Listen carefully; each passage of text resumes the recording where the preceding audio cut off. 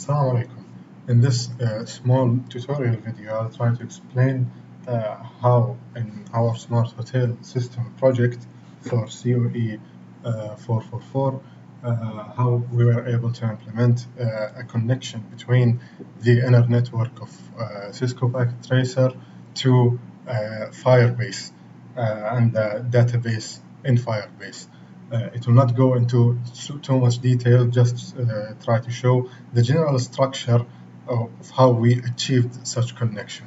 Let me start by showing a little graph that I've done for the report to show what exactly we are trying to do. In our Cisco Packet Tracer network, we'll have a JavaScript TCP server and a JavaScript HTTP server that can communicate with each other. The HTTP server is, of course, for the website and its API, and the TCP server can connect to the local machines, which is the machine I'm working on outside of Cisco Packet Tracer, so it can communicate data between the two entities and servers. The local machine, which is a Python TCP server, in hand can communicate with Firebase and the database in Firebase using the Firebase Python package. So I'll try to go on the general structure that we have implemented, and the source code and the files that we have used will be included in the project submission. Okay, let me start by what we have in our local machine, the Python server that is running on my local machine. Here is the Python server running on my local machine.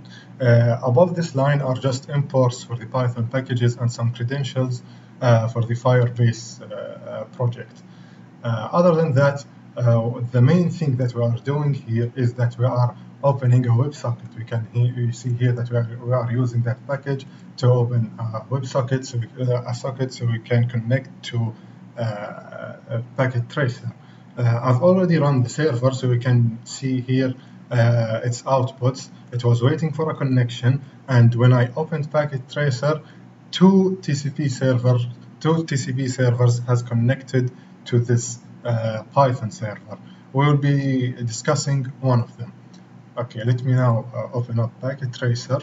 Here is Packet Tracer. I'll not go through all the project because there is one single server that is doing all the work for us, and which is this HTTP server. So I'll open it up and maximize the screen. The basic thing here, we are trying to achieve a website communication from the website inside the network of Packet Tracer to the database on Firebase. This is the main thing that we are trying to achieve. So in the services of this HTTP server, we are enabling the HTTP services. So we have an index.html, which represents the websites and its styles. Moreover, the website can need some extra files that are sent to the client on demand. So these files are stored on the file system of this HTTP server. So we can see here that there is a reserve.html, a home.html, a wait.html, and such files. So and here is its data. So this is what we have on this HTTP server. Moreover, we have on the programming tab the real work and the things that connect to the outer server on our local machine. We can see here that we have created an HTTP JavaScript server. In this file, we are handling two servers, a TCP server and an HTTP server. So just let me zoom in here. We can see that in this setup function, we are initiating our TCP server. We are defining the IP, the server port, and such. And this is just Polypart that is created by Packet Tracer for us. So there is we do not have to go into too much detail about the workings behind this code. This code is created by the template of Packet Tracer, and we can make use of it. So you can see here that we are creating the client and defining its handlers and listeners. So, for example, we have here client.onReceive when the Python server, which is this server, sends data from our local machine to the Cisco Packet Tracer server. Here is where we will receive that data. So this is the main thing about how we are able to communicate between the two devices. Let's go through the code a little bit more to make it a little bit more obvious. Here we are also using an HTTP server, so we can define routes and endpoints for the website to be able to communicate with the server. We are creating a simple API, an interface between the website and the database, which is defined by these endpoints and routes. For example, when the website hits the check endpoint, which is used to check the availability of ROMs from the database, we can see here that we are extracting the parameters in the URL of the request, and we are sending to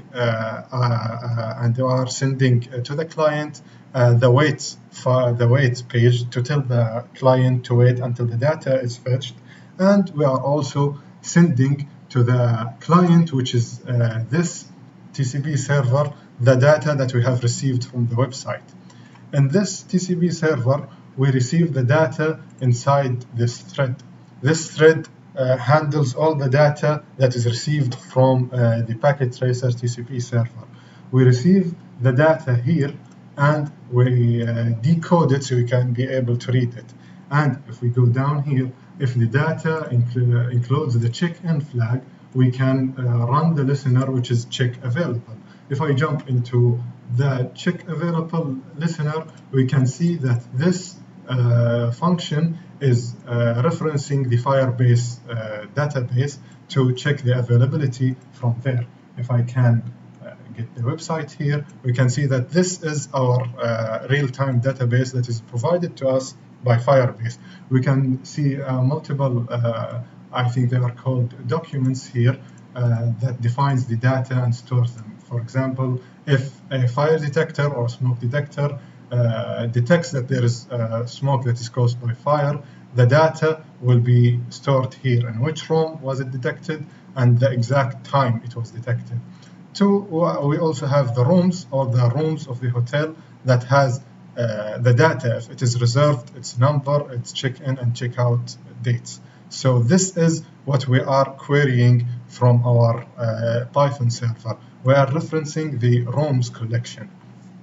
And after we reference the rooms collection, we are using the connection between the TCP Python server and the JavaScript server inside the Packet Tracer to send our resolved data. If we go back to the Packet Tracer, we can see here that on receive, if the data we have received includes the rooms flag, we are storing the result into a variable that is used in the HTTP side. So that is the basic structure of what we are doing. We have a TCP server on both our local machine and on inside the TCP inside the Cisco Packet Tracer network. So we can be able to communicate between the two devices, because Packet Tracer cannot communicate to Firebase directly. So we provide an interface that can communicate to Firebase. With that, I guess I can conclude it. We have the TCP connection to communicate between Packet Tracer and Firebase, and we have the HTTP server that defines the API and the routes that can communicate with the website. And that's it. If anything is needed, the files can be referenced to have more information about the structure that we have implemented. Okay, thanks.